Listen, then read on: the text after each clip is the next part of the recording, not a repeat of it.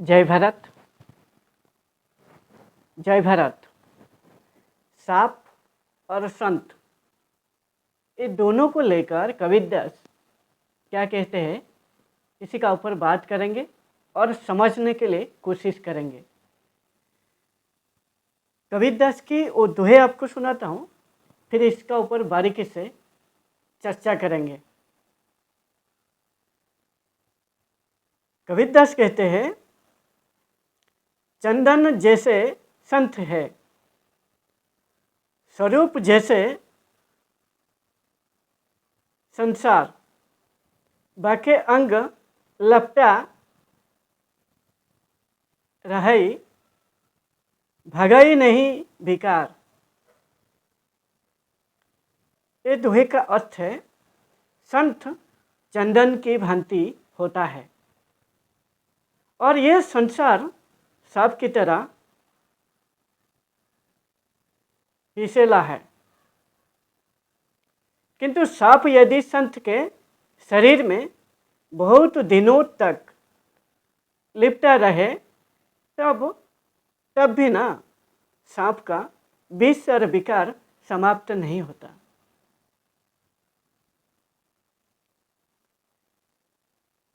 इससे आपको क्या सीख मिला ये दोनों से?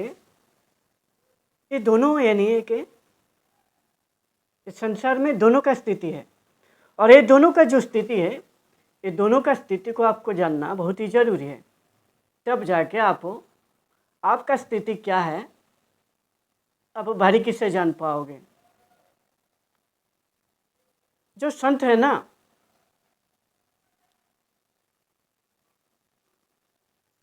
संत इसलिए वो है, संत का जो जहाँ पे भी वो संत जाता है वहाँ का जो माहौल है, यानी वो एरिया का जो भी एरिया में वो संत जा रहा है, वो एरिया में उसका जो अस्तित्व है, वो अस्तित्व से वो एरिया में प्रभाव डालता है। और प्रभाव इसीलिए वो डालता है, बारीकी से संसार को जीत चुका है और जो विकार है, काम, क्रोध, लोभ, मोह, अहंकार, द्वेष, राग, ये सभी जो विकार है, ये विकार को वो जीत लिया है और उसका भरपूर उसका अंदर ज्ञान है। क्योंकि हर परिस्थिति में कैसे संभालना है खुद को और कैसे परिस्थिति को नियंत्रण करना है उसको मालूम है। उसका जो अंडरस्टैंडिंग लेवल है, यानी ज्ञान का लेवल है, वो बहुत ही हाई है।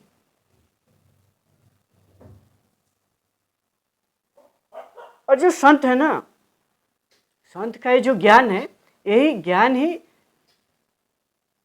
जो भी एरिया में हो जाता है, वो ज्ञान का एक प्रभाव रहता है। ये ज्ञान के जरिए लोगों का वो परिवर्तन कर सकता है। उनका जो विकार है, जो विकार उसको, एक व्यक्ति को उसको खोल के जीने नहीं देता है, विकार को दूर करने में संत जो है ना, उनका जो प्रभाव के जरिए वो विकार का ऊपर वो कंट्रोल करते हैं और वो विकार को दूर कैसे करना है वो व्यक्ति को बारीकी से बताते हैं। और ये जो संत है, इसीलिए संत चंदन का वृक्ष की तरह होता है। जैसे चंदन का वृक्ष बहुत ही ठंडा होता है और इसीलिए चंदन का वृक्ष में सांप जो है ना, जो पेड़ है उस पेड़ में लिपट के रहते हैं, ठंडा लगता है। और चंदन का पेड़ जब आप उसका जो शाखा को काट के या उसका पेड़ को जब काट के जब आप उसको काम में लगाते हो, उसका जो महक है वो बिखर पाता है, यानी उसका जो महक है, सुगंध है, वो चारों तरफ फैला पाता है। और एक जो संत है ना, वो संत ठीक चंदन की वृक्ष तरह होता है। कैसे? ये जो संत है तो जहाँ पे भी जाता है, जब वहाँ पे ज्ञान की चर्चा होता है, उसका जो अंडरस्टैंडिंग लेवल है, जो ज्ञान की जो चर्चा है वो करता है, उसके जरिए एक प्रभाव वो एरिया में रहता है। इसीलिए संत और चंदन के वृक्ष दोनों समान है, यानी उनका जो गुण है उसी गुण का हिसाब से दोनों समान हो जाते हैं। और सांप, संसार में सांप की तरह, संसार जो है ना सांप की तरह विषैला है, यानी संसार जहर है सांप की तरह। सांप में जैसे जहर है, ये जो संसार है, यदि एक व्यक्ति समझ नहीं पाएगा इस संसार को, असली में संसार में जहर नहीं है, ये जो संसार जहर नहीं है, संसार जैसा आपको है वो वही है, जो स्थिति में है, जैसे आपकी देखने की क्षमता है, जैसा है वो वही है संसार। लेकिन आपका अंडरस्टैंडिंग लेवल क्या है, आपका ज्ञान कितना है, आप कैसे संसार को समझते हो। यदि आप बुद्धिमान नहीं हो, आप अज्ञान हो, तो इस संसार में फंस जाओगे, इस संसार का जो विषय वस्तु है उसमें फंस जाओगे। फिर आपको ये जो संसार है ना, जब फंस जाओगे फिर आपको ये विष जैसा लगेगा, ये जहर जैसा आपको लगेगा। और इसी परिप्रेक्षी में कबीरदास कहते ये जो संसार है ना, ये सांप की विष की तरह यानी जहर की तरह समान है।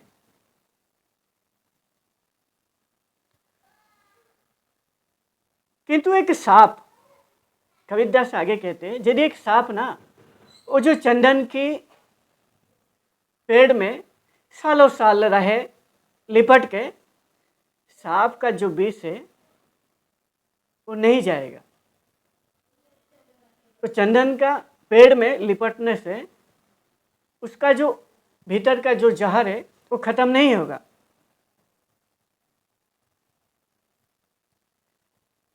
और ये जो चंदन का पेड़ है, ये पेड़ का भी इसका ऊपर कोई प्रभाव नहीं पड़ेगा, क्योंकि सांप जिसको अंदर में पकड़ के रखा है, जो विष और जो उसका विष है, उसी के कारण वो जहरीला है। और ये जो संसार का विषय वस्तु को जो नहीं जान पाएगा, संसार उसी के लिए जहर हो जाएगा, यही कबीरदास कहते हैं। और एक व्यक्ति का भीतर, जो व्यक्ति खुद को जान चुका है, खुद को जानने का मतलब है जब आपका मन आपका नियंत्रण में आ जाता है, यानी आप प्रकृति का साथ जब साक्षी हो जाते हो, तब जाके आपका मन नियंत्रण हो जाता है। यानी आप जब चाहोगे तभी आप जो भी प्रकृति का विषय वस्तु है उसका बारे में विचार आएगा, नहीं तो आपका मन में कोई विचार नहीं आएगा। जब आप साक्षी हो जाओगे, जब आप खुद को जान लोगे, जो आत्मज्ञान जिसको आप कहते हो, जब व्यक्ति, आत्मज्ञान का मतलब है खुद को जानना, और खुद को इसीलिए जानना, खुद का जो अहंग भाव है, मैं जो कर रहा है, मैं शरीर हूँ, मैं हर काम में मैं लगा रहा है, ये जो मैं कर रहा है, ये जो मैं है वो खत्म हो जाता है। ये जो अहंग भाव है, ये अहंग भाव, मैं शरीर हूँ या मैं हूँ, जब ये पूरा खत्म हो जाता है एक व्यक्ति का भीतर, और ये ज्ञान के जरिए वो प्राप्ति करेगा, जब उसको खुद का ऊपर झांकेगा, यानी जो व्यक्ति खुद का अंदर जाएगा, उसका शरीर का भीतर जाने से वो व्यक्ति खुद का भीतर जो गंदगी है, वो गंदगी जो उसको मैं कर रहा है, जिसके कारण मैं शरीर हूँ या मैं सब कुछ हूँ, जो ये कर रहा है उसी को ख़त्म करेगा, उसको जानेगा।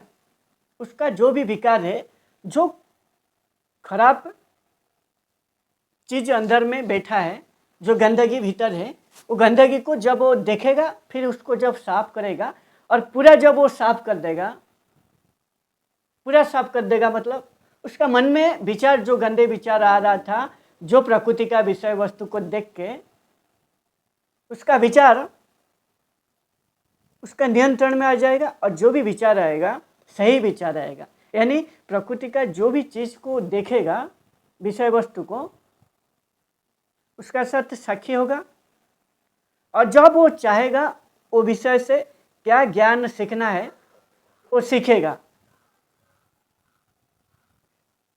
और साक्षी हो जाएगा पूरा, उसका ऊपर प्रकृति का विषय वस्तु उसका ऊपर प्रभाव नहीं डालेगा। जब व्यक्ति खुद को जान लेता है और उसका मन में विचार शून्य हो जाता है, विचार ना के बराबर, ना कि विचार शून्य या विचार ना के बराबर, मतलब खुद को जानने के बाद आप जो भी चीज़ का साथ जुड़ोगे, आप जब चाहोगे उसका बारे में विचार लाना आप लाओगे, क्योंकि आपका जो इंद्रिय है, जो 10 इंद्रिय है और आपका जो अंतःकरण है, वो पूरा आपका इंद्रियों को आप पहले जीत लोगे। खुद को जानने का मतलब आपका इंद्रियों को आप जानोगे, फिर इंद्रियों को आप जीत लोगे। इंद्रियों को जब आप जीत लोगे, पहले आपका जो अंतःकरण है, अंतःकरण को आप पहले, क्योंकि आप जब भीतर में झाँकोगे, आपका जब अहंग भाव खत्म होगा, आपका भीतर में जो विकार है, जो खराब चीज़ था, जो गंदगी था, उसको साफ करोगे। जब आपका भीतर में स्वभाव आपका साफ हो जाएगा, जब आपका भाव में कोई आपका खराब भाव नहीं आएगा, यानी आपका कोई विकृत ज्ञान नहीं आएगा, भीतर में कोई बुद्धि नहीं आएगा, भीतर में सभी गंदगी साफ हो जाएगा। जब खुद को देखने से साफ करने का बाद फिर आपका जो स्वभाव है वो पवित्र हो जाएगा और आपका स्वभाव जो है ज्ञान में परिवर्तन हो जाएगा। और जब आपका स्वभाव पवित्र हो जाएगा, फिर आपका जो इंद्रिय है ना, 10 इंद्रिय जो आपको भटका रहा था, मैं ये देखूंगा, मैं ये खाऊंगा, मैं ये करूंगा, ये जो ज्ञानेंद्रिय और कर्मेंद्रिय के जरिए जो आपको ये इंद्रिय आपको नचा रहा था और ये अंतःकरण की मदद से दोनों मिलके आपको जो नचा रहे थे वो खत्म हो जाएगा। इंद्रियों को आप जीत लोगे, इंद्रिय जीत आप हो जाओगे।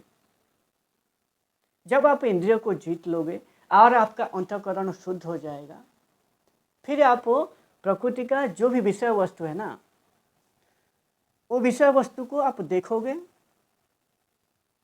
साक्ष्य हो जाओगे, आपका ऊपर कोई प्रभाव नहीं डालेगा।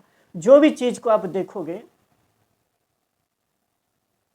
आप जब चाहोगे तब आप उससे ज्ञान, आपको सीखना है तो सीखोगे, नहीं सीखना है तो खाली ऐसे वो लीला हो रहा है आपका सामने, एक जैसे एक नाटक चल रहा है, जैसे प्रकृति अपने आप चल रहा है, आप ऐसे साक्षी हो जाओगे। और जब व्यक्ति प्रकृति का साथ साक्षी हो जाता है और उसका मन पवित्र हो जाता है, यानी अंतःकरण जो मन बुद्धि चित्त अहंकार, ये 4 जब पवित्र हो जाता है, फिर उसका इंद्रियों को जीत लिया है और प्रकृति का साथ साक्षी हो गया है, फिर वो खुद का ऊपर पूरा वो नियंत्रण पा चुका है। जो व्यक्ति खुद का ऊपर पूरा नियंत्रण पा चुका है, इसका मतलब है जो भीतर का प्रकृति है, जो उसको खराब कर रहा था, वो विद्या को जान चुका है। और भीतर का जो प्रकृति है, भीतर को जाना और भीतर को जान के वो गंदगी को साफ करना, इसी को विद्या कहा जाता है। और ये विद्या आपको बंधन से मुक्त करता है। जो अहंग भाव आपका आ रहा था, मैं शरीर हूँ, ये अहंग भाव को तोड़ रहा है। और ये जो प्रकृति का विषय वस्तु है, ये अविद्या है। ये अविद्या यदि आप खुद को नहीं जानते हो, ये अविद्या आपको बंधन में डाल देगा। और ये बंधन में इसी डालेगा, आपका भीतर अहंग भाव है, मैं शरीर हूँ, मैं आप कर रहे हो, मैं हूँ, इसीलिए ये बंधन में डालेगा। मैं खत्म होना पूरा, जो जिसका मैं खत्म हो गया वो आत्मज्ञान पा चुका है। और जब व्यक्ति का भीतर ना, जो भी दुष्ट व्यक्ति है, सांप भीतर में वो जहर है, लेकिन बाहर में वो जितना भी अच्छा दिखाई दे, लेकिन भीतर में जहर है। इसीलिए बाहर से आप जितना भी आप दिखावा करने से कुछ नहीं होगा, क्योंकि भीतर में आपको जाना पड़ेगा और भीतर में जाके आपका जो जहर है, आपका जो गंदगी है, उसी को साफ करना। और यही बस कबीरदास कहते हैं, और ये काम करते हैं साधु संत गुरु, ये काम करेंगे। इसीलिए कबीरदास कहते हैं जो साधु संत है वो चंदन की वृक्ष तरह होते हैं, चंदन की पेड़ की तरह होते हैं।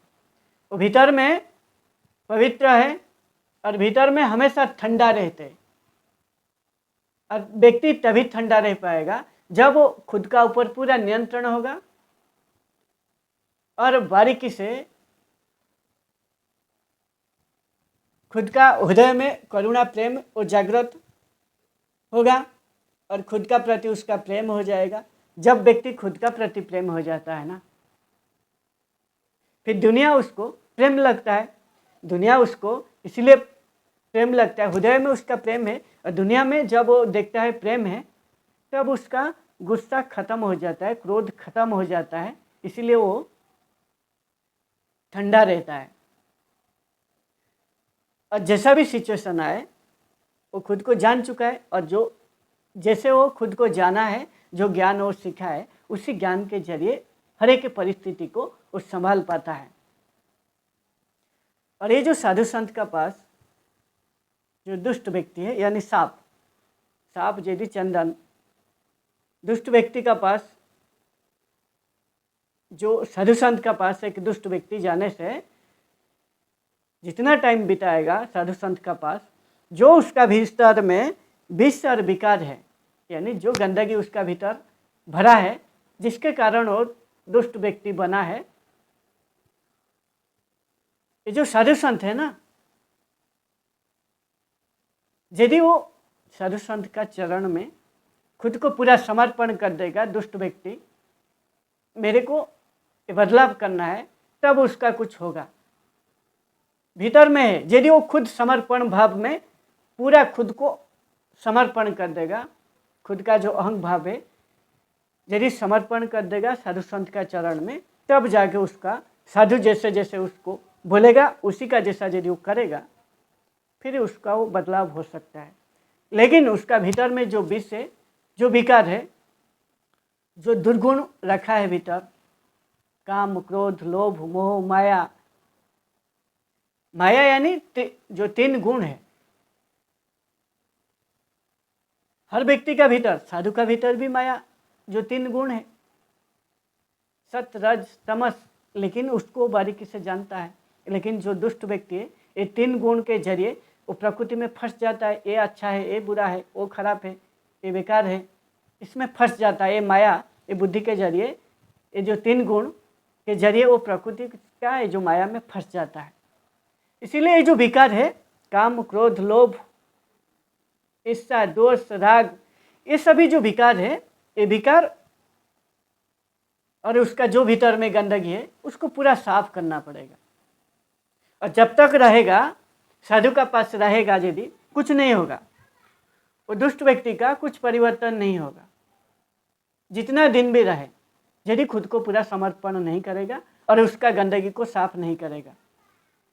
इसीलिए कबीरदास कहते हैं जो सांप है, और सांप यदि चंदन की पेड़ में जितना भी दिन इसे लिपट के रहे, सांप का कुछ परिवर्तन नहीं होगा, क्योंकि भीतर में उसका विष है। इसीलिए साधु संत का पास यदि दुष्ट व्यक्ति जितना दिन भी रहेगा, साधु का कुछ परिवर्तन नहीं होगा, क्योंकि साधु खुद को पूरा जीत चुका है और ये जो दुष्ट व्यक्ति है खुद को जीता नहीं है, इसीलिए इसी का ही हानि होगा। और ये जो साधु संत का है, वो साधु संत का कुछ नहीं होगा। इसीलिए दुष्ट व्यक्ति को पूरा समर्पण भाव में खुद को साधु संत का चरण में समर्पण कर देना है और उसका जो विष है और जो विकार है जिसके कारण वो दुष्ट बना है, खुद को समर्पण करने का बाद उसको कैसे साफ करना है, वो विष और विकार को साधु संत बताएंगे। यदि उसको वो 100% उसका जीवन में उतारेगा और उसको जो भी साधु संत बोलेंगे उसको यदि शीर्ष में यानी ज्ञान का रूप में ग्रहण करके खुद का भीतर लेके खुद को चेंज करेगा, तब उसका जीवन में परिवर्तन होगा। और यही एक व्यक्ति का काम है। जब वो खुद को परिवर्तन कर देगा, खुद को जीत लेगा, खुद को पूरा जान लेगा, उसका इंद्रियों को जीत लेगा, उसका अंतःकरण को भी शुद्ध कर लेगा यानी पवित्र कर लेगा, फिर वो व्यक्ति खुद को पूरा जीतने का बाद ना उसका जीवन को खोल के जी पाएगा। इसीलिए उसको जीवन में खोल के जी पाएगा। जो भी वो काम करेगा ना, वो एक सही काम चुनेगा। और जब व्यक्ति एक सही काम चुनता है, जो काम उसका भला करता है और समाज का भी भला करता है,